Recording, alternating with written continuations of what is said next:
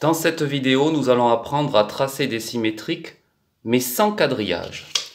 Tu as déjà appris à tracer le symétrique de la figure de l'autre côté de l'axe de symétrie avec un quadrillage. Aujourd'hui, nous allons apprendre à le tracer, c'est-à-dire à le réaliser sans quadrillage. Pour cela, il te faut une équerre, une règle, le crayon à papier bien aiguisé, tu sais comment on fait, la gomme au caoutchouc et, dernier instrument, le compas.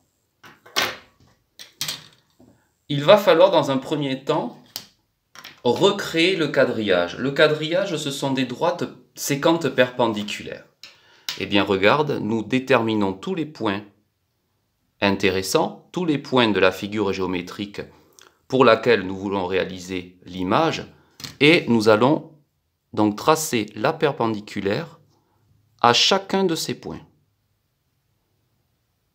Bien entendu, comme dans les vidéos précédentes, je tracerai au crayon noir de façon à ce que tu vois mieux sur la vidéo. Premier point. Deuxième point.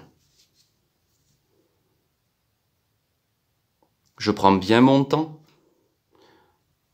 pour bien définir ces droites sécantes perpendiculaires qui, je le rappelle, sont des quadrillages en fait.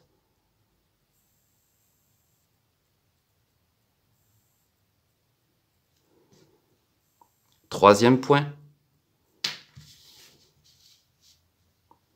Voici le quatrième que je vais tracer dans un instant.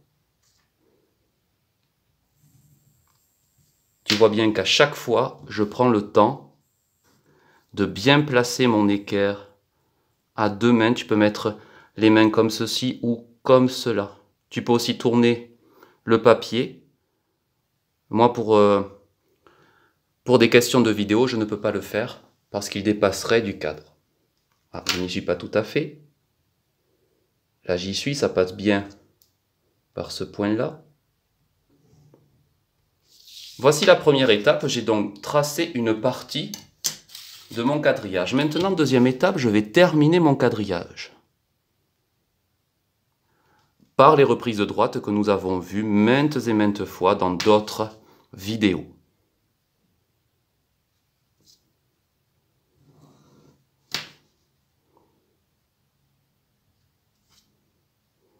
Du connu vers l'inconnu, bien sûr.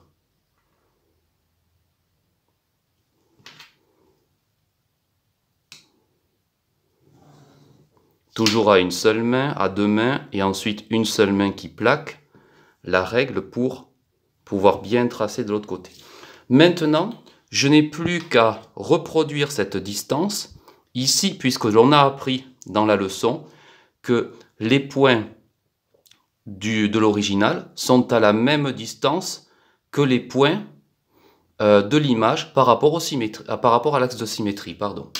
Pour reproduire donc une distance, il te faudra cet instrument, c'est-à-dire le compas. Parce que le compas fait des cercles, et souviens-toi qu'un cercle, c'est l'ensemble des points situés à la même distance d'un point appelé centre. Ça veut dire que ce point est à la même distance que celui-ci. Et d'ailleurs, si tu remarques, cela forme un diamètre et un rayon, plus un rayon, qui sont donc égaux. On s'appuie donc pour réaliser ce travail sur la connaissance du cercle.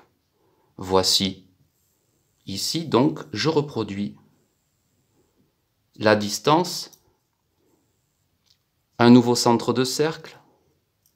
Ah oui, il est ici ce point. Le voici ici. Alors ça peut arriver que nous ne traçons pas assez loin, donc on pourra revoir ce tracé un peu plus tard. Ici ce point.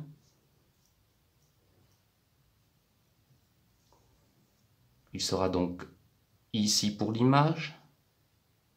Ce point-ci. Je prends bien le temps de le faire. Le voilà. J'ai bien vu donc qu'un point n'était pas sur la droite tracée, donc je rallonge, puisque tu sais qu'un point, c'est l'intersection de deux droites, ou bien de deux arcs de cercle, ou bien d'une droite et d'un arc de cercle. Il ne nous reste plus qu'à joindre les points. Celui-ci à celui-ci donnera celui-ci à celui-là. Si tu ne sais pas, je te donne un petit conseil supplémentaire, c'est de les numéroter. Et ensuite, tu pourras effacer les numéros.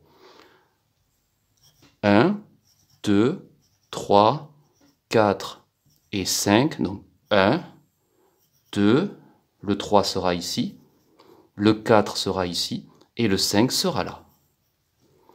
Je joins donc le 2 au 3.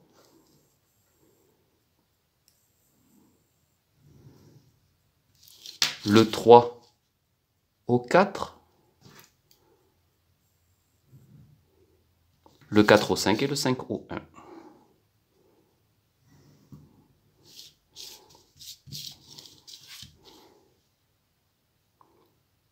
Dernière étape, c'est l'étape de vérification. Pour vérifier, je plie selon l'axe de symétrie et normalement, je ne dois voir qu'une seule image.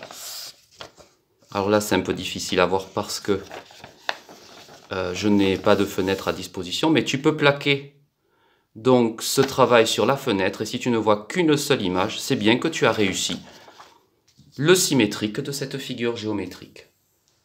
Je rappelle les étapes. Je regarde où se trouvent les points. En numéro 2, je trace les perpendiculaires à l'axe de symétrie. Ensuite, je rallonge.